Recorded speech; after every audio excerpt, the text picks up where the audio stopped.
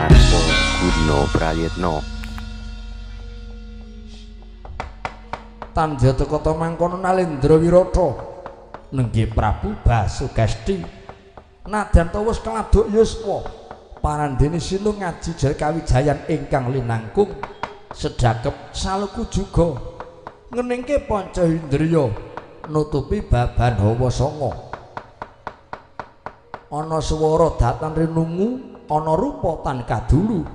ingkang kapandheng muhung pucuking grana kusika sekawan kang kaberat sajuga kang sinidikara kinarya laksaning brata megeng napas lan nubus lidah kapadalaken palenggan rasul tes kaya mati ngadeg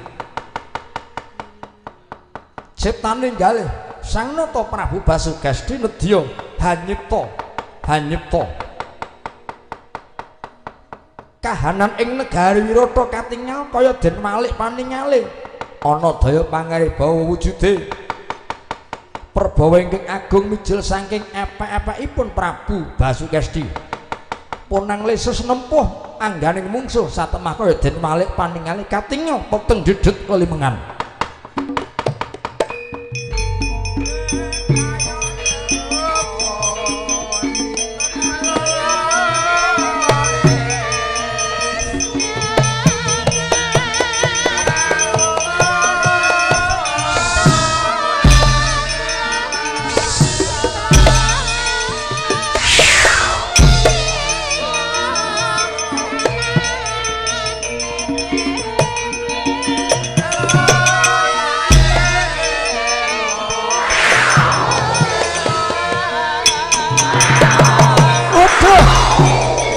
Mati aku pe ana ngendi pe waduh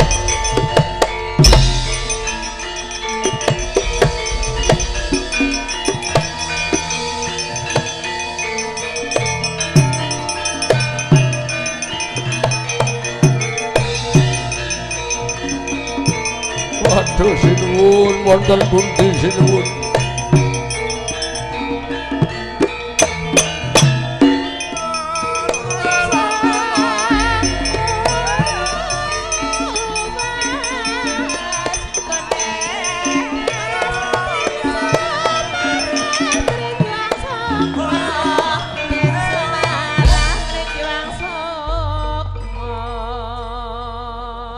Pate jalu mampang wonten dawuh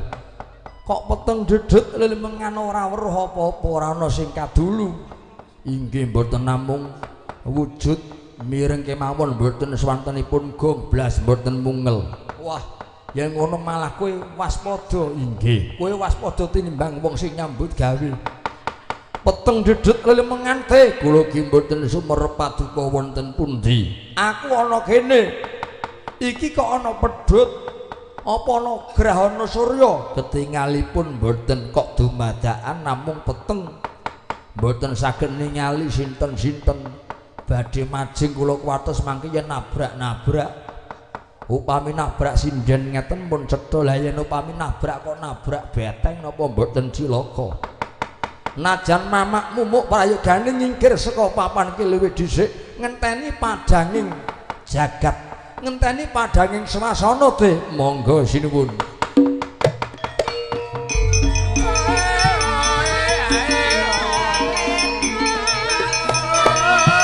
aduh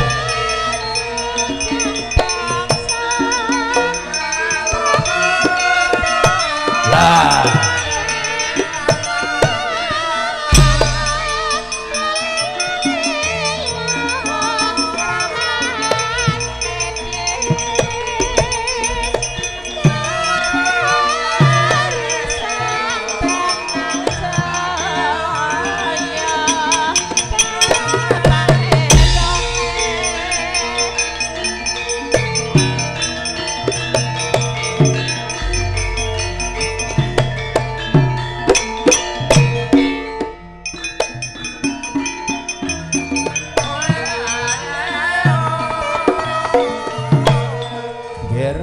Gandana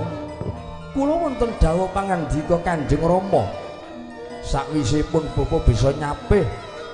kridane Prabu pamengkang jagat pun bapa nyipta wujude kaya grahana surya peteng dedet lelemengan mula dheweke ora bisa ndulu wujud apa wae ning satemene mung tak walik paningale inggih Rama nanging dikaya ngapa nitik pentile ala mengko ngundha wae arep dadi apa awit undraning perkara ya anakku wadon ya Mbak Yumu Durgandini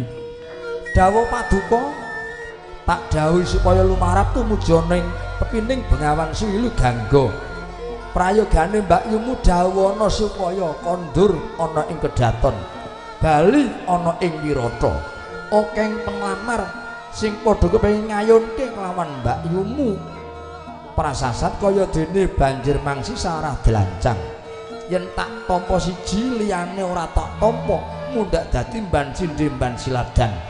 mula temonana Mbak Yumu dawana supaya bali ana ing wirata matur sendika nyuwun pamit kula Kanjeng Rama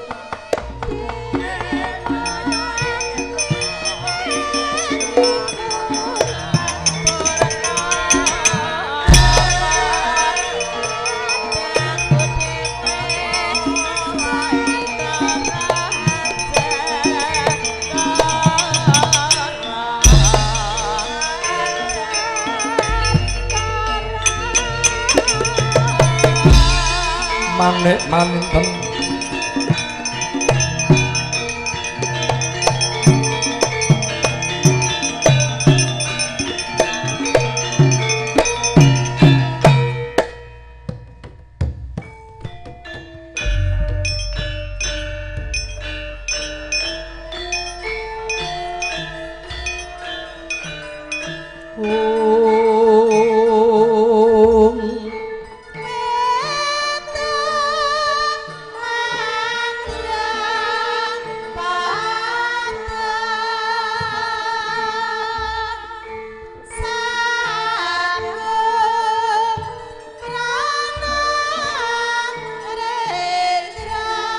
langeneng kalanggan laklar panda muncar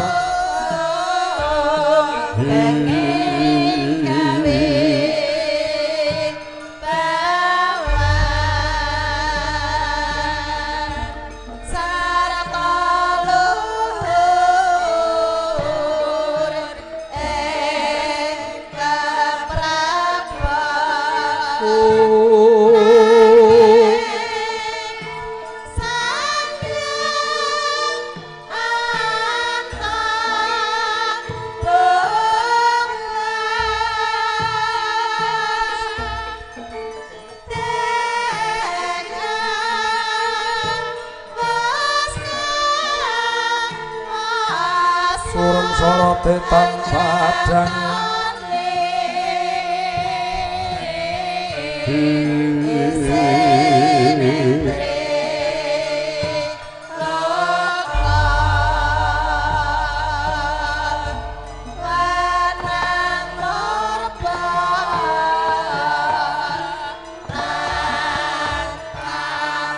ramyang-ramyang jagat wetan moyo-moyo jagat kulon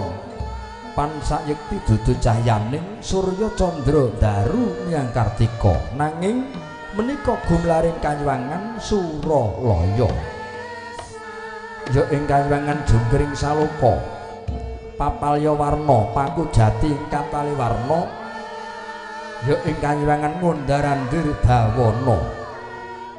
ana padang dudu padang rahina peteng dudu petenging wengi nenggih padang petenging nguruping menungsa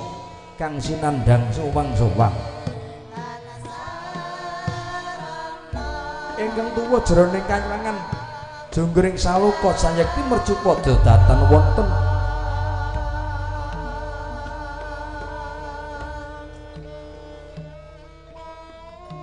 kinarya tetungguling para dewa ratu-ratu ning Jawata bebisik Sang Hyang Jagat Girinata ya Sang Hyang Bathara Guru Sang Hyang Manikmaya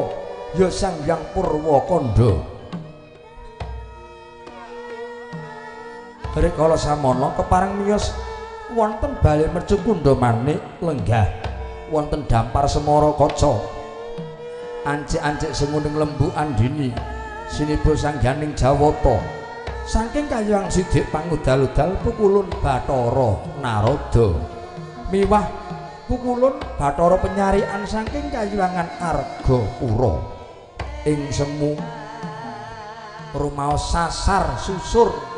penggalipun Sanjang Jagat Girinata ya Bathara Guru dupi mulat sewanipun para Jawata Tridasa Wataknawa mung ketingal sengkel jroning penggalih mangkon alom cipta wiringganira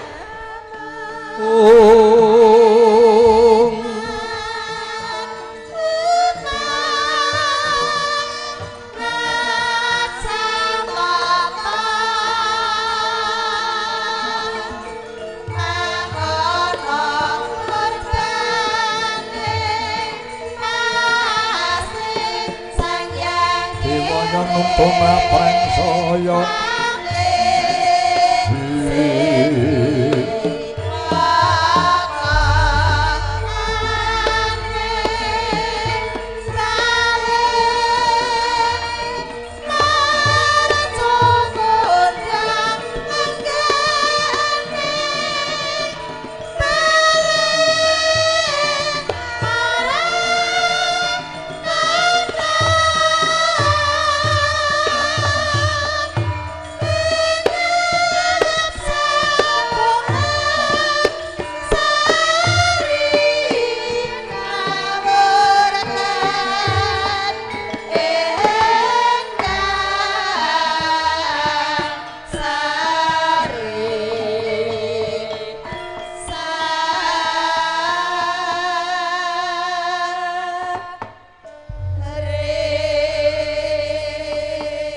Siang Pantara Ratri hamung cipta pukulun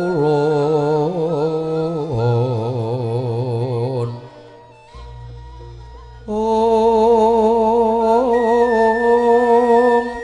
tanoliwan ka heksi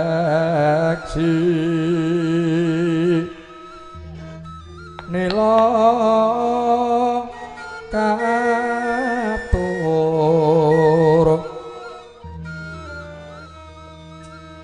ingkang cundha manik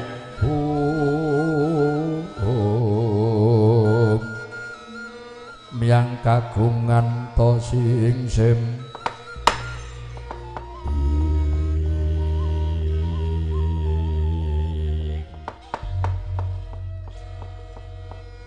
Om ilahing mas tuhuna sekaring bawana langgeng Kakang Narada ulun wiji marak mangarsa sampun ngantos dados guguping penggalih paduka berkencang plak-plak bubolong kali jodhe sapa sing gawe laudruliyaha adi guru inggih kula nok-nok nimbali dhateng pun Kakang Sidik pangudal-udal sampun boyah kirang setunggal menapa adi guru namung kejawi kula ngaturaken taklim kula mugi konjuk adi permesti sampun ulun tampi mugi nentremaken tribawana kanthi rawuhipun Kakang Kaneka Putra adi guru inggih Bathara Penyarian prayogakna nggon kita sowan kawula nok-nok nuwun inggih pukulun sampun boten kirang setunggal menapa kejawi kula nyaosaken pangabekti mugi konjuk wis ulun tampa lungguh ingkang prayoga Kakang Narada Bantreng Wareng Kakang Narada keong ulun dangu dhateng paduka Kakang Kaneka Putra Kakang Resi ron tanpa guna menika wonten bab ingkang wigatos menapa sebabipun Kakang Narada kok remenipun namung gegujengan kemawon mangke yen adi guru ingkang gegujengan menika sinten kula matur menika wonten dasaripun mboten namung matur nyatanipun ulun dangu Kakang Narada kok ndikaaken Bantreng Wareng kula dangu Kakang Resi lajeng genipun ngendika keong kula dangu malih Kakang Narada ndikaaken ron tanpa guna lah niki mila mboten namung menungsa dewa menika wajibipun sinau supados pinter yen wiyaga menika sinau ngapalke notasinipun yen tukang corong menika kedah sinau landhep pamiringipun suwukan keseron gong mboten muni lah niku wajib dipun balik napa dipun tukar upaminipun menika Adi Guru inggih jeneng dika menika ndang kalian pun kakang kula matur banteng maring menika sapi lajeng dangu kalian kula matur keong menika kul Adi Guru dangu malih dhateng pun kakang kula matur ron tanpa guna menika uwuh tegesipun Adi pun mesti dangu kalian kula matur punapi kula wonten dawuh yen ngaten pinter micara sampun kawit rumiyin Adi Guru nyadong dawuh kula Adi Guru nyadong dawuh menapa ingkang dayani gara garaning jagat rasipun menika ingkang sekawit sumuk menika kok lajeng dados asrep yalah menika jare sumuk danguning dangu lajeng dados benter bareng pun benter sakniki gentosan nggenipun ngrasaken kok asrep kinten kula menika mboten wonten leresipun namung kirang mawon monggo wajibipun namung dipun wangsuli menapa ingkang dayani gara-garaning jagat gara-gara menika mau yektasipun tuwa saking Madyapada asalipun saking pakartinipun ingkang wayah inggih menika pun Begawan Palasara nilaraken pertapan Giri Sarengan dumunung wonten satengahing alas tunggul mapan wonten wana tunggul inggih gentoraken teteki Mahasing Asamun boten ngemongaken dinten Candra utawi warsa malah kepara saged dipun wastani ngganipun tapa menika ngantos jempong pera jambul uwanen ngganipun dados pendhita sampun sepuh namung nengenaken dhateng kasutapan kemawon malah piyambakipun babar pisan boten ngatosaken yen menungsa gesang menika wajibipun emah-emah nurunaken wiji. Nah, nurunaken wiji. Yen ngaten gegayuhanipun Palasara menika menapa? Kirang priksa. Kakang Trada punapi wajib dipun todhi langkung rumiyin. Caranipun dados pundi nggenipun nadhi ing wayah Begawan Palasara ingkang mapan wonten satengahing wana tunggul ulun badhe asesingklon dados setunggaling manuk emprit peksi emprit inggih ingkang nama Prit Anjana kula tak ngimbangi dados Prit Anjani Prit Anjani mangke nggodha tapanipun Begawan Palasara suwawi kula dherekaken Adi Guru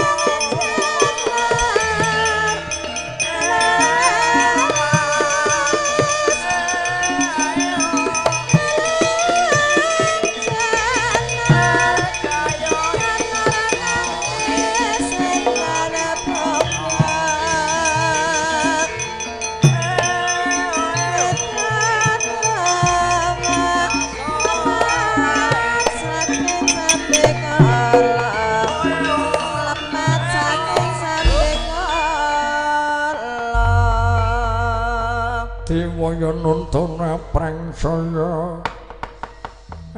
saya kang samya sar-saran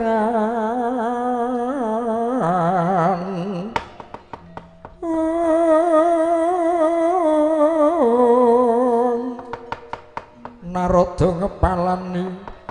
Jawata Sukamulat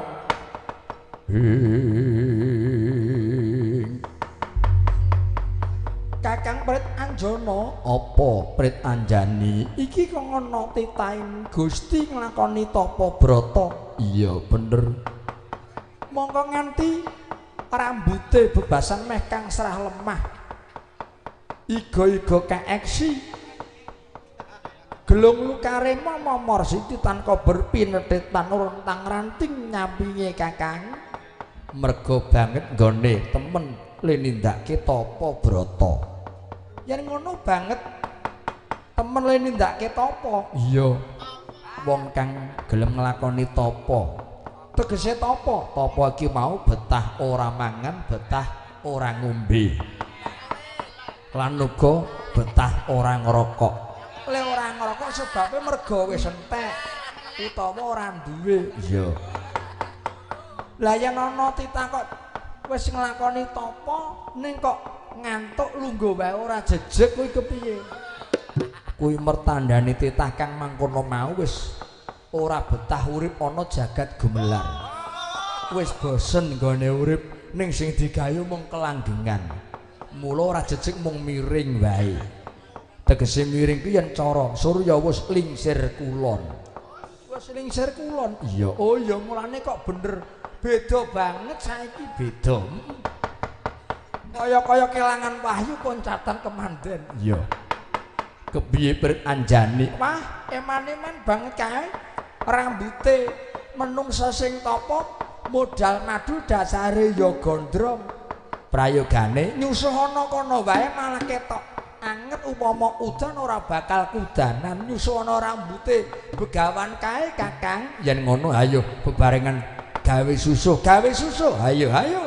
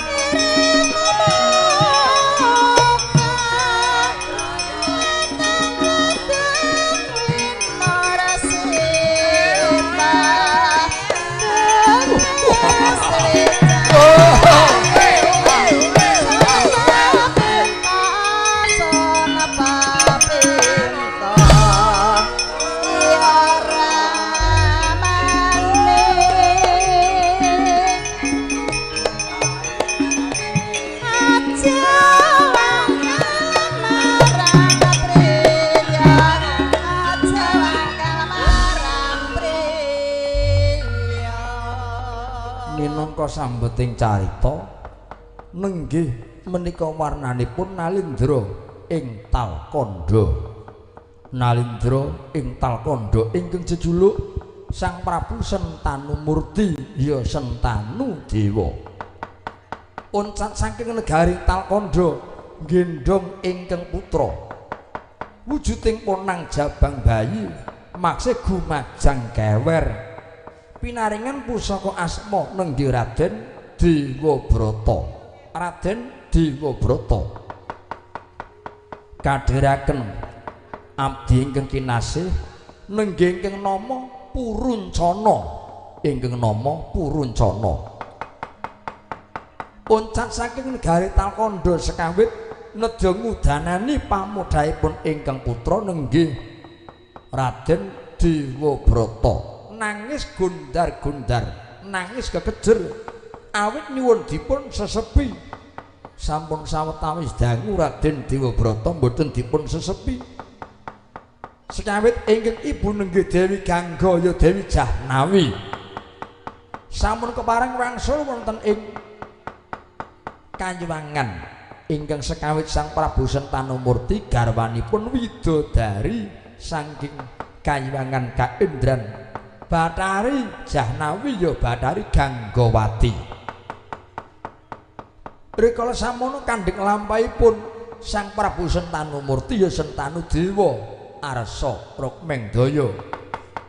Popo aku ngelak aku calit kepengin mimi aku kepengin mimi Popo ya ngger aja nangis ora mung kowe nadyan pun bapakku wong tuwa ya ngrasake penandangmu ketula-tula ketali mesake banget kowe nggone urip mingkir Dewabrata ibu ana ngendi Popo aku kepengin digendong karo ibu aku kepengin di mimi ibumu wis kondur ana ing kayangan kowe mung karo urip kelawan pun bapa aku sing saguh mayungi aku saguh budidaya aku ingkang saguh nggula wentah minterke kowe ger kowe aja wasumelang Dewabrata Puruncana oh wonten dawuh Gusti kula sinuwun kepiye Puruncana janji ana wanita nyesepi anakku banjur tumekaning pati janji ana wanita aku njaluk tulung supaya nyesepi anakku bubar nyesepi banjur tumekaning pati semune anakku Dewabrata iki jalma kang pinilih beda karo satataning titah waduh yen ngenten menika perbawanipun mbok bilih menika benter sinuwun kok panas piye nggih awit ingkang sampun-sampun menawi tiyang setri kok nuwun sewu dipun mimiki ngeten menika adanipun malah raosipun menika nikmat ringgih sekeca ingkang nikmat menika dipun sesepi dene ibu tahi wanita ingkang nyesepi menika ugi kala mangsanipun raosipun nggih keri nanging nggih sekeca nanging menika kok nyala wadi sanget dipun sesepi sing nyesepi kok malah pejah sing nyesepi kok mati mertandhane ingkang putra menika perbawanipun ageng dayanipun menika benter lah ya ngono Puruncana lah mbok coba goleka kawula goleka wanita sing bisa nyesepi anakku Dewabrata kula ajri badhe matur awit namung perkawis badhe nyuwun tulung supados nyesepian malah menika dados kurban kula ajri yen kula nampi dukanipun tiyang kadah saiki ngene Puruncana den pundi sinuwun aku bakal prasetya nggih aku bakal prasapa utawa sumpah sapa wae wanita mbok wujude ayu utawa ora muda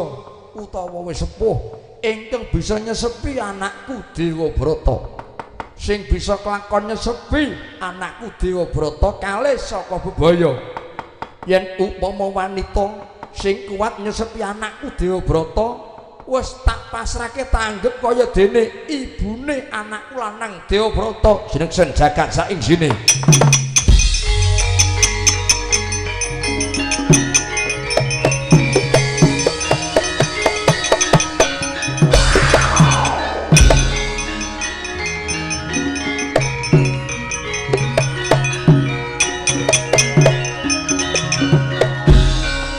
pujiwanipun wonten piye Puruncana kula menika nggadahi abdi waranggana kok boten tumut